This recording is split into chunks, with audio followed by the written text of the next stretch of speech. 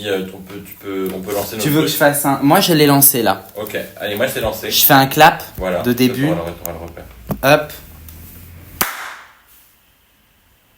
Aujourd'hui, je suis donc avec Annie Gourc à La Mouette à Agen. Et je voulais te demander, Annie, je voulais que tu nous racontes un peu comment on en est venu à se rencontrer. Ah, c'est une triste et belle histoire en même temps. Après la disparition de Marion, qui est toujours sur nos murs, nous avons été invités par Julien Courbet à une émission. À l'époque, il faisait des émissions pratiquement toutes les semaines. J'y suis allée avec les parents de Marion.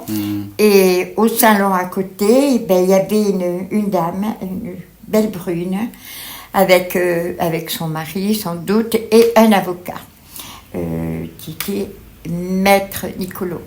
Et quand nous sommes sortis, c'était maman. Qui est venue vers moi. Elle m'avait entendu parler justement de ce que nous faisions pour aider les parents de Marion, pour les affichages et tout ça. Et elle m'a dit, vous savez, ils ont de la chance d'avoir une association, ce qui n'est pas notre cas. Et moi, ça m'a beaucoup émue. Et je me suis dit, mais quelle injustice finalement. Une même douleur et là, une famille qui est sur-aidée et une autre famille qui ne l'est pas. Donc on a discuté ensemble et je dis, mais pourquoi ?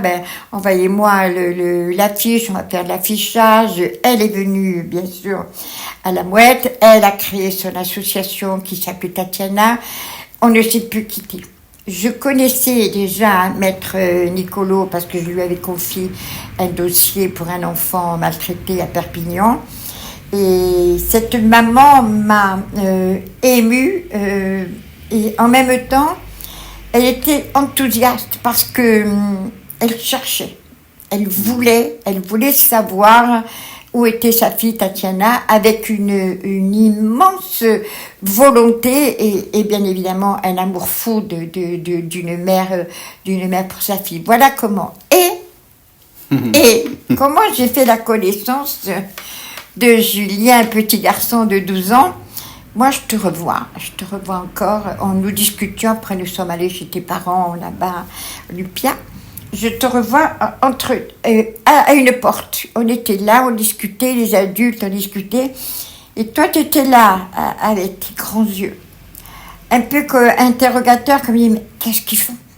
De quoi ils parlent ? Qu'est-ce qui se dit ? Tu vois, j'ai toujours sur moi, enfin, dans ma mémoire, ce regard interrogateur. Et à la fois inquiet parce que tu entendais parler, tu allais, tu venais bien tranquille. Voilà comment j'ai fait ta connaissance. Et puis il y avait ton petit frère aussi. Lui, je vois son petit visage bien rond, là il était un peu plus jeune que toi. Je garde, si tu veux, ces images de tes parents, de la famille. Et là, j'ai réalisé qu'il y a la douleur d'une mère, il y a la douleur d'un père, et il y a cette fratrie qui est là aussi, qui tout d'un coup n'a plus la grande sœur, qui entend parler, qui suit les émissions de télévision, qui voit la sœur en affiche aussi sur des murs, parce que c'était comme ça, il y avait un affichage.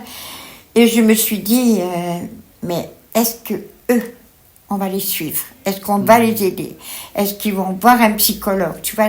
Et ta pièce, elle est la bienvenue dans ce sens-là. On va comprendre comment dirais-je, la solitude finalement d'un petit garçon de 12 ans, dont la sœur aînée très aimée, très vivante, jolie, avec un beau sourire, elle n'est plus là. Et ce petit garçon, moi j'ai retenu dans ta pièce beaucoup de choses, parce qu'elle ne laisse pas insensible. Elle est très très belle, Tatiana, ta pièce est très belle. À un moment donné, quand tu parles, je dis, ah, tu as pris la chambre de Tatiana ? Je t'ai imaginé effectivement. Tout d'un coup, demandant à ta maman, est-ce que je peux prendre la chambre de Tatiana ? En attendant. Et je t'imagine entrant ce soir-là pour la première fois dormir dans la chambre de ta grande sœur avec encore ces pensées, quoi. Où tu es, pourquoi, comment, qui t'a relevé. Mais je vais te chercher. Voilà, j'imagine ce petit garçon que tu étais. Et là, aujourd'hui, tu es à côté de moi, tu as fait ton chemin quand même. C'est extraordinaire parce que ta pièce, elle est belle. Il faut vraiment la voir. Elle est vivante. Elle a beaucoup de sentiments. Elle a du ressentiment aussi.